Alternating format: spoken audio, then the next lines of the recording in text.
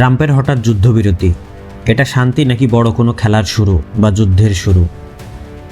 হঠাৎ করে Donald Trump যুদ্ধবিরতির ঘোষণা দিলেন, কিন্তু প্রশ্ন হলো, সত্যি কি যুদ্ধ থামছে, নাকি এটা আরও বড় কোনো যুদ্ধের আগে বা ঝড়ের আগের পূর্বাভাস? আজকের ভিডিওতে আমরা বের করব এই যুদ্ধবিরতির পেছনের আসল রহস্য কী। ভিডিওটি শেষ পর্যন্ত দেখুন, কারণ শেষের দিকে আপনি এমন কিছু জানবেন যা হয়তো মিডিয়া আপনাকে বলছে না। সম্প্রতি মধ্যপ্রাচ্যের উত্তেজনার মধ্যে ডোনাল্ড ট্রাম্প হঠাৎ করে যুদ্ধবিরতির ঘোষণা দেন। এই ঘোষণার পর বিশ্বজুড়ে শুরু হয় আলোচনা, এটা কি সত্যি শান্তির সংকেত নাকি কৌশলগত চাল? অনেক বিশ্লেষক বলছেন এই সিদ্ধান্ত একদম হঠাৎ না, বরং আগে থেকে পরিকল্পিত। ট্রাম্প সবসময় নিজেকে ডিলমেকার হিসেবে তুলে ধরতে চান। যুদ্ধ থামাতে পারলে তিনি সহজেই বলতে পারবেন, আমি শান্তি ফিরিয়েছি। এতে তার লাভ কী হবে? তার লাভ হবে আন্তর্জাতিক জনপ্রিয়তা বাড়বে, দেশের ভেতরে রাজনৈতিক অবস্থান শক্ত হবে। বিশেষ করে যদি সামনের নির্বাচন থাকে, তাহলে এটা তার মাস্টার স্ট্রোক হতে পারে। ইতিহাস বলে যুদ্ধবিরতি মানে যুদ্ধ শেষ না, বরং অনেক সময় এটা হয় স্ট্র্যাটেজিক পজ।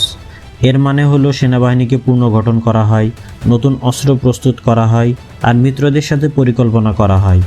অর্থাৎ সামনে আরও বড় কিছু ঘটার সম্ভাবনা উড়িয়ে দেওয়া যায় না। বিশ্বের বড় বড় সংস্থা যেমন ইউনাইটেড নেশন বা জাতিসংঘ অনেক সময় যুদ্ধ থামাতে চাপ দেয়, কারণ সাধারণ মানুষের প্রাণহানি, বিশ্ব অর্থনীতির ক্ষতি, এই চাপ সামলাতেও যুদ্ধবিরতি দেওয়া হতে পারে।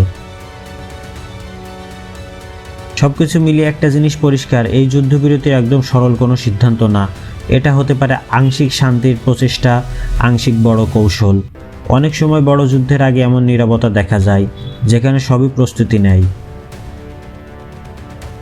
মধ্যপ্রাচ্যের যে কোনো যুদ্ধ মানেই তেলের বাজারের অস্থিরতা। বিশেষ করে স্ট্রেইট অফ হরমুজ যদি ঝুঁকিতে পড়ে, তাহলে বিশ্বজুড়ে তেলের দাম আকাশছোঁয়া হতে পারে। যুদ্ধবিরতি দিয়ে কী করা হলো? তেলের বাজারকে ওটা স্থিতিশীল করা হলো, বৈশ্বিক অর্থনীতিতে আতঙ্ক কমানো হলো। কারণ দীর্ঘমেয়াদী যুদ্ধ হলে শুধু মধ্যপ্রাচ্য না, বাংলাদেশেও পুরো বিশ্ব ক্ষতিগ্রস্ত হবে। এখন সবচেয়ে বড় প্রশ্ন, এরপর কী ঘটতে যাচ্ছে? সম্ভবত তিনটি দৃশ্য হতে পারে এরপরে। তাহলে যুদ্ধ পুরোপুরি থেমে যেতে পারে, যার সম্ভাবনা খুবই কম। আবার নতুন করে আক্রমণ শুরু হতে পারে, দীর্ঘমেয়াদী ঠান্ডা উত্তেজনা বা কোল্ড কনফ্লিক্টে তৈরি হতে পারে।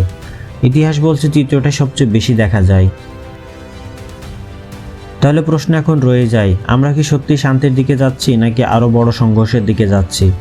আপনার কি মনে হয় কমেন্টে জানাতে ভুলবেন না। আর এমন বিশ্লেষণ পেতে চ্যানেলটি সাবস্ক্রাইব করে রাখুন। ভিডিওটি ভালো লাগলে লাইক দিন, শেয়ার করুন, কারণ সত্য জানানোই আমাদের কাজ। ধন্যবাদ।